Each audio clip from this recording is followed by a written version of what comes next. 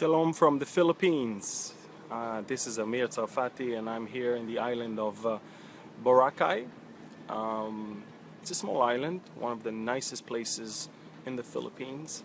I'm here to speak in a church, and I'm also taking a few days of break in between several major speaking engagements. I spoke this past Sunday in Manila, and I'm going to be speaking after this coming Sunday in the largest church in Manila with nearly 30 to 40,000 people. In between, I have a lot of meetings with government officials, with some high-profile people, and I'm not, it's not about anything but to teach about current events, Bible prophecy, end times, and to seek people's salvation and people's getting right with the Lord. This is what it's all about. I'm not a government official.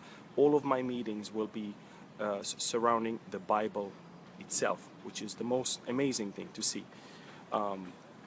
Now, I'm here, and behind me is the Pacific Ocean.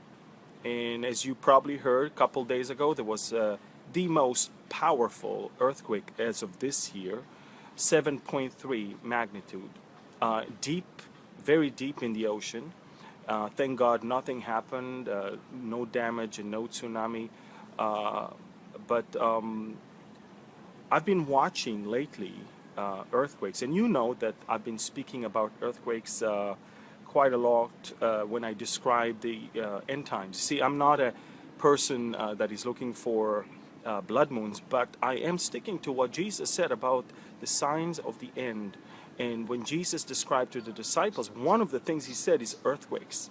And I've been watching over the last few days an unprecedented number of earthquakes. They even announced a 7 days watch because they're expecting something very, very big here on the western part of the Pacific, and that would send pressure towards the western coast of the United States. They're talking about something close to 7 in the magnitude off the shores of Northern California. They're not sure if it's going to be offshore or on land, but one thing is for sure, it will continue to send pressure inlands in a lower magnitude, in a 5s and 4s. But we are watching not only some seismic activity, some this type of thing, but we're also watching volcanic activity as a result of these earthquakes. And so this is going to be a very interesting year. They're expecting something very big to happen on the western part of the Pacific, something almost to the equivalent to what happened in Japan, 9.3. Unfortunately, in the same area of so many afflicted people by earthquakes, and I'm talking about Indonesia and that area. But I just want to mention that as part of a global pressure that is mounting, global pressure that is mounting in almost every possible side and arena. Apart from what we see in the earthquakes and the movements of plates, we see political, we see financial, and we see spiritual pressure that is mounting. And we have to pay attention to all of these things. The deadline of January 20th, when Donald Trump is going to become the acting president of the United States, is a deadline that put a lot of people under a lot of pressure. It put, of course, the politically correct media under a lot of pressure. It put the Middle East under a lot of pressure. And it put the whole aspect of Jerusalem under a lot of pressure. It seems like the world is in a rush to set some things on stone and write them on stone before Trump is in the White House. It seems like this current administration is absolutely working relentlessly to somehow tie the hands of the coming president.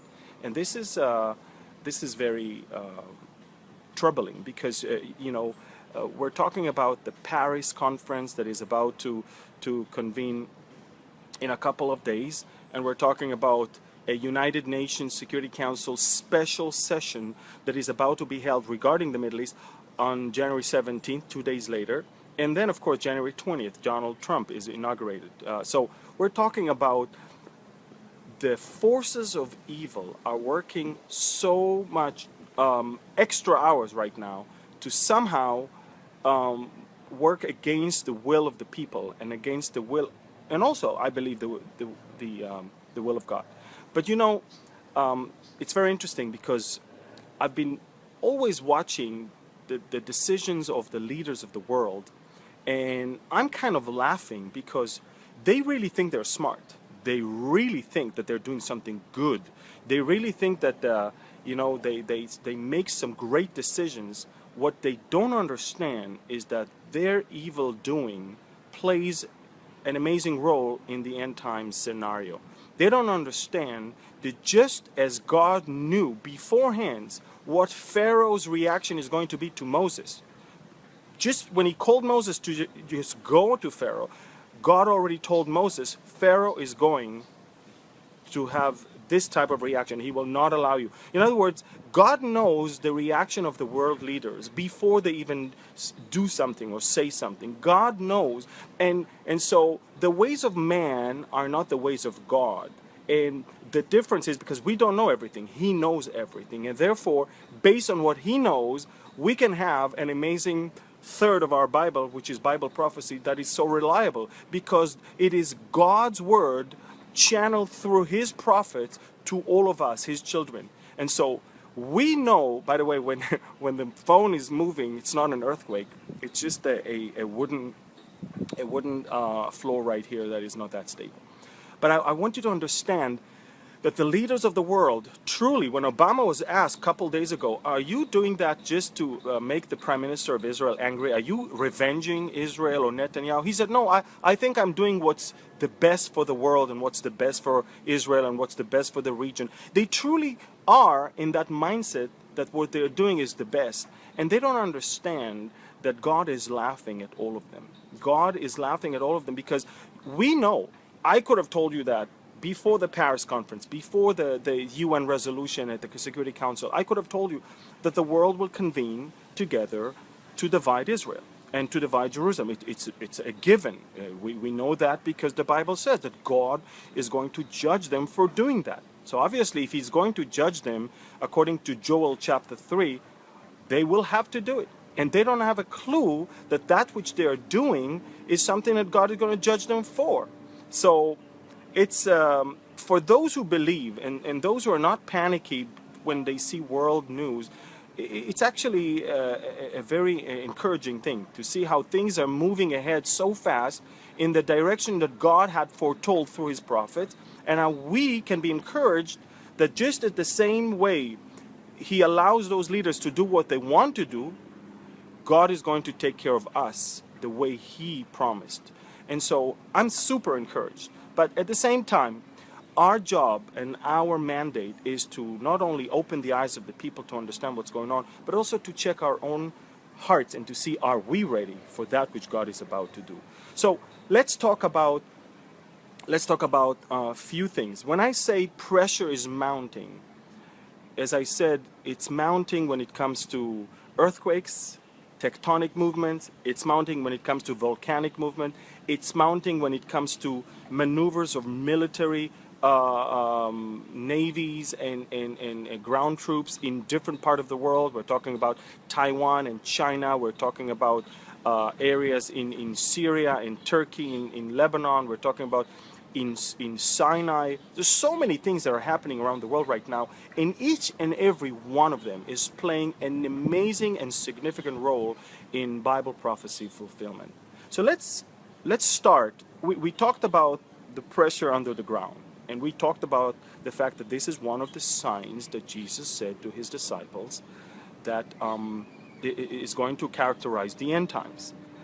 Again, we're expecting something very, very big to happen here on the western part of the Pacific that will reflect to the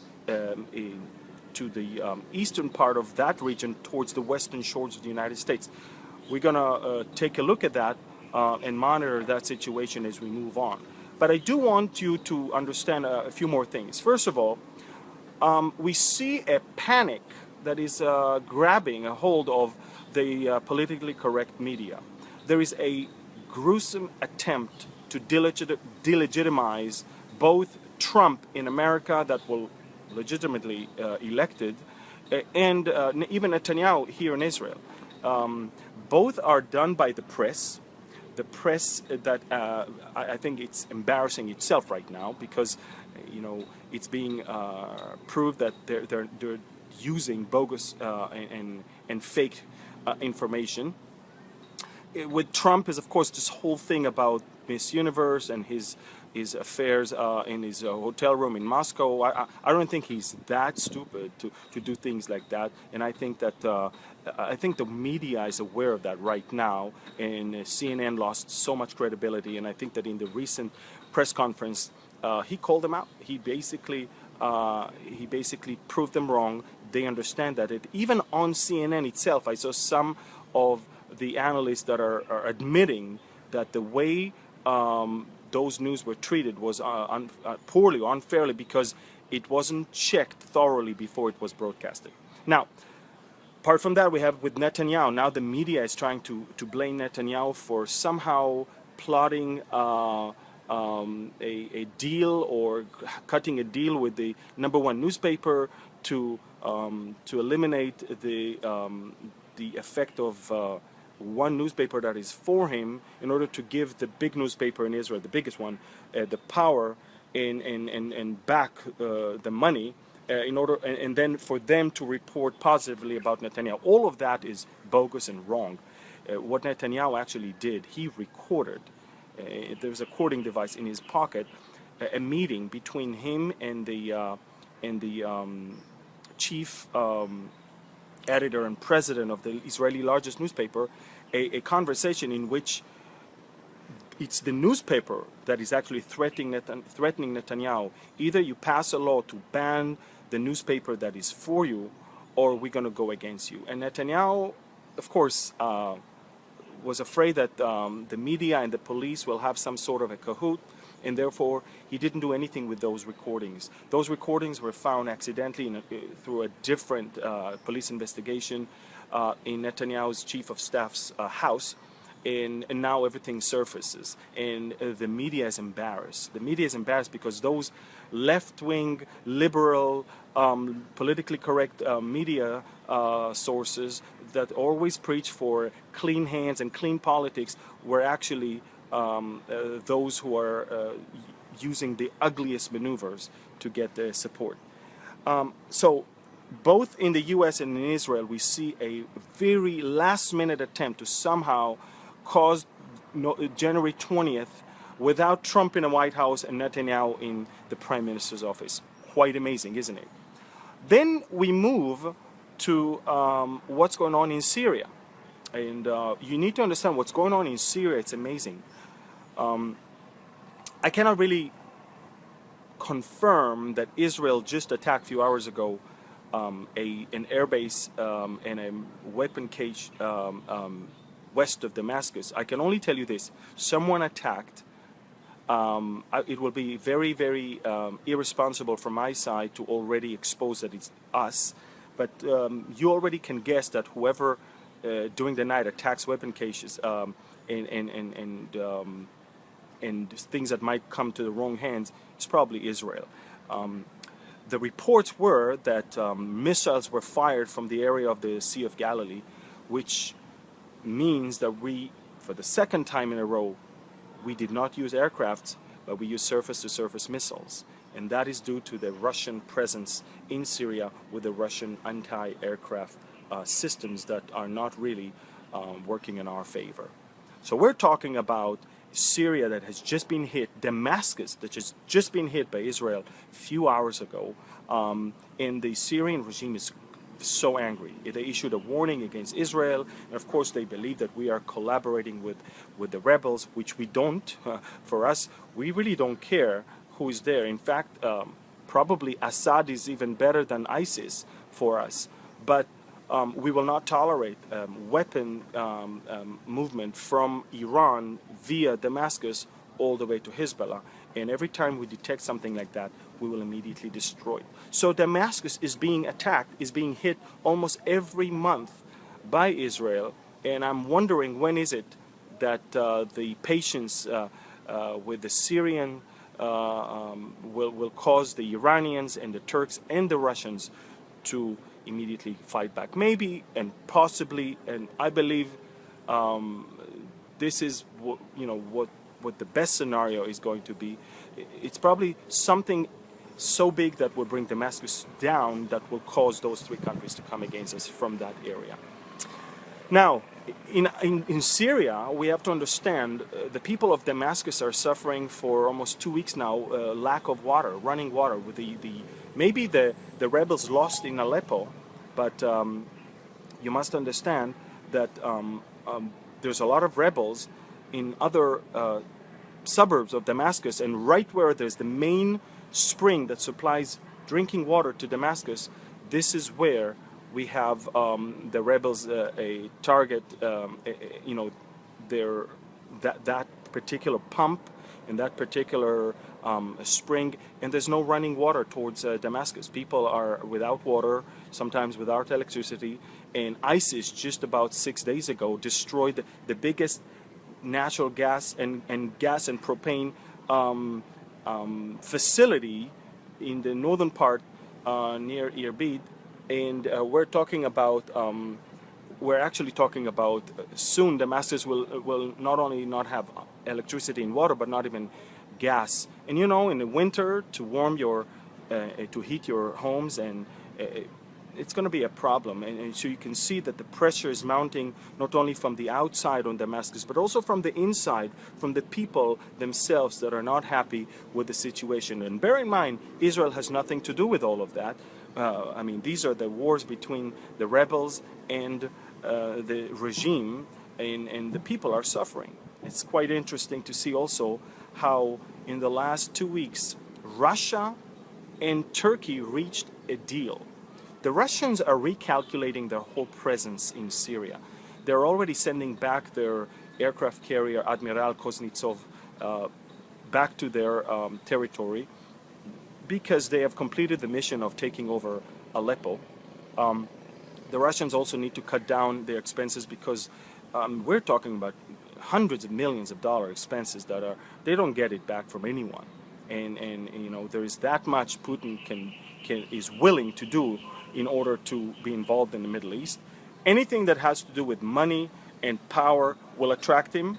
Anything that has to do with expenses will send him back. And therefore, the gas of Israel might bring him, obviously, into Israel later on. But right now, all he gets is expenses after expenses, and that's not good. And therefore, he was trying to put a lid on the excitement and the wild move of Iran to create what we call the Shiite crescent, all the way from Iran via Iraq towards Syria to the Mediterranean. They're trying to create that for the first time, and because it wasn't the case before, Putin says enough is enough. I'm not willing to take part of your dreams and your fantasies. I'm here to do my job, and he cut a deal with Turkey. He needs Turkey much more right now for the sake of his gas pipe, and therefore the Turks, who are in a great need of some relief in Syria because of their internal problems, gladly jumped on the wagon. And of course, Putin himself is excited to be less involved in the day-to-day fighting. He paid a big price for being there with hundreds of soldiers that died. But you need to understand, Iran is feeling pressured right now. And Turkey is also feeling very pressured, because there's a civil war that nobody wants to talk about in Turkey right now. It's not just the Kurds and the Turks, we're talking about also people that are against the moves of the Turkish government to align with Russia because of what they did to Aleppo.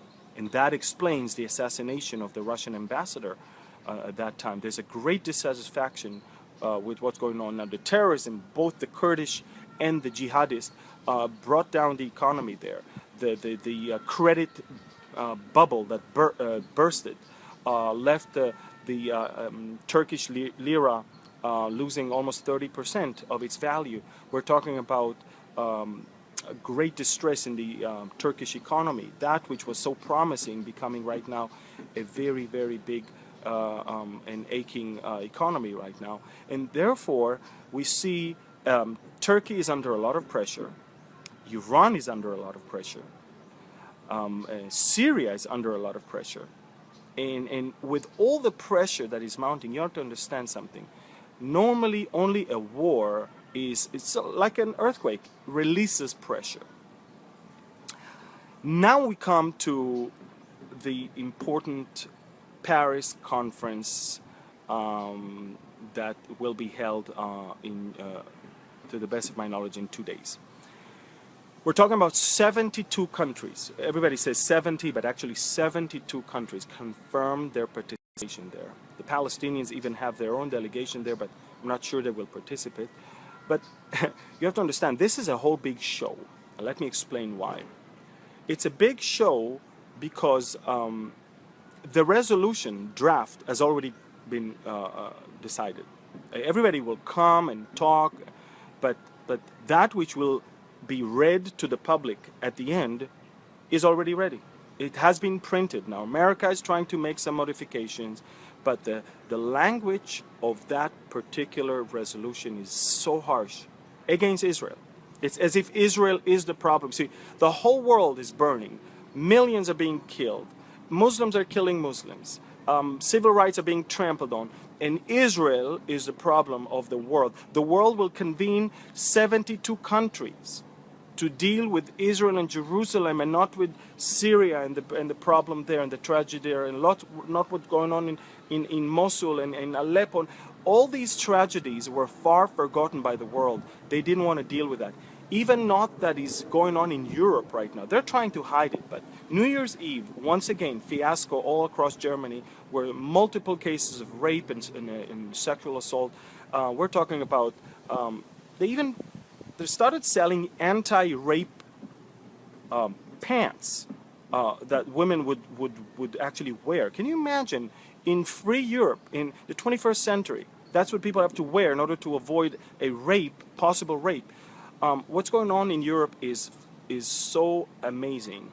But yet they all find the time. You see, even France, that is being hit every month also, or every few months by Islamic terrorism, they all find the time to deal with the Middle East biggest issue, biggest problem, their obsession, and that's of course Israel and Jerusalem. And you have to understand, there has been already Security Council resolutions that were taken, and that were the base for the Israeli-Egyptian peace process and the Israeli-Palestinian peace process. These are Resolution 242 that was decided in November of 1967, right after the 6 Days War, and Resolution 338 that was decided after the Yom Kippur War in October of 1973. So, and both of them did not even talk about the Palestinians as a state. They talked about Israel that has to pull out of some or land that was taken, not the land, not all the lands, or territories, not the territories. And it also speaks about the fact that Israel has to have a secure borders. It doesn't even talk about Jerusalem in those resolutions. So that resolution, the 2334 that was just taken in the Security Council, orchestrated by the Obama administration, is by far worse than any Security Council resolution in the past, and paved the way for the Paris conference to take some sort of a resolution that will be as, if not even worse, than that Security Council resolution. Now, America suddenly said, oh, we will veto anything against Israel. But I don't believe this administration, to be honest with you. They also said to us through their own ambassador that they will veto the last one, and they did not. And since they did not do that, I'm not even sure what they're going to do now. Maybe that will be the last accord of Obama before he leaves office. I'm not sure. All I know is this. More than ever before in the history of Israel, Jerusalem is on the table right now. Because now, that which was kept out of Resolution 242 and 338 is on the table by Resolution 2334. And now the world demands that anything that was added or changed since June 4th, 1967, has to be reported to the United Nations on every 3 months. You understand, every house in Jerusalem, I'm not even talking about the West Bank or Golan Heights, I'm talking about Jerusalem, the capital of Israel. Every house has to be reported to the UN. This is ridiculous. We're coming to the boiling point right now. We're coming to the boiling point where Jerusalem indeed is becoming a cup of poison. And you know, there's no other city but Jerusalem where God says, I'm going to put my name upon this city. So I'm trying to tell you that their dealing with Jerusalem right now is going to cause them great headache and great damage. So let's summarize everything we talked about so far. We're talking about pressure mounting all around the world. We're talking about seismic pressure. We're talking about tectonic pressure that is resulting with major earthquakes and eruption of volcanoes like no other time before. And there's some people that are earthquake watchers they don't sleep in the last few nights. They don't, because it's everywhere and it's all the time. It's amazing. We're talking about pressure when it comes to the Sunni Shiite crisis that is there. We're talking about ISIS not even being eliminated but becoming stronger. We're talking about Syria under a lot of pressure. Damascus has been hit by Israel just a few hours ago, and Damascus is without water, without electricity, and soon without gas. We're talking about Turkey's economy plunging, and Turkey is boiling with what we call civil war, that the West doesn't want to call civil war because the West is really trying to appease Erdogan. We're talking about Iran angry that the Russians are not allowing them to expand all the way as they wish to create the Shiite crescent all the way from Iran to the Mediterranean. And we're talking about ongoing attempts, even in the United States, to block the Donald Trump from becoming the acting president of the United States. That pressure is building up. That pressure is mounting. And the resolution that they might get in Paris will be brought on January 17th to the Security Council, and God knows what is going to happen there. Ladies and gentlemen, 2017 is a year where major decisions will be made. Major events are going to take place around the world, even when it comes to nature disasters. And I want all of us to understand that this is the time for the bride to get ready and to call him to come. This is the time. As I said, I believe the Lord really put it on my heart that the Spirit and the bride say come. We need to tell him to come. Not that he won't come unless we call him. God takes pleasure in us asking him to come. God takes pleasure in us asking him to do things. God takes pleasure in his children wanting him to lead the way. Just like Moses said in Exodus 33, I'm not moving if you're not leading me. And so we're not moving unless Christ is coming. And therefore, we need to get ready as a bride of Christ. We need to take a look at our own lives, our own hearts right now. And I believe that these are amazing moments, amazing times in which we live. 2017 will reshape the whole world, I believe. And my position is the bride must get ready. You know, we see all that is going around the world, but as I said many times, there's always two tracks in which God is working. There's the global track, events that have been already decided or already foretold that will happen, things that you cannot stop. things like Gog and Magog, things like the rise of the Antichrist. We cannot stop it from happening. But then there is the track of how God works in our lives, and that depends on our decisions and what we do and how we behave and how we take things. And I believe, don't try to stop that which cannot be stopped. Change that can be changed, and let's prepare ourselves as a bride preparing itself for the coming of the bridegroom. So I want to encourage you to write me where you're from, and also, if possible, say, as a bride, the Spirit and the bride say, come. Let's ask Him corporately to return and to take us. I just shared the message about the rapture, the mystery of the rapture. It's amazing, and I'm going to share with so many other people about that thing, because there's so many people around the world that don't even believe the rapture is a real event. And we need to understand there's so many things that the world cannot understand, so many things that the world cannot grasp. Even the crossing of the Red Sea. Up until today, people doubt if it ever happened, when we have real proofs. We found a land bridge in between Egypt and Saudi Arabia. We found the mountain that is completely burned on the outside, but is not burned in the inside. We found the split rock. We found amazing evidences of the Exodus where the children of Israel walked. How?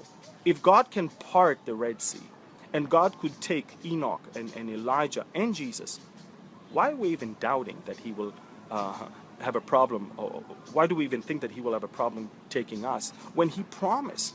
He promised, not only that He promised in 1 Thessalonians chapter 15, in 1 Corinthians 15:51, but He promised in 1 Thessalonians chapter 4 that He is about to come.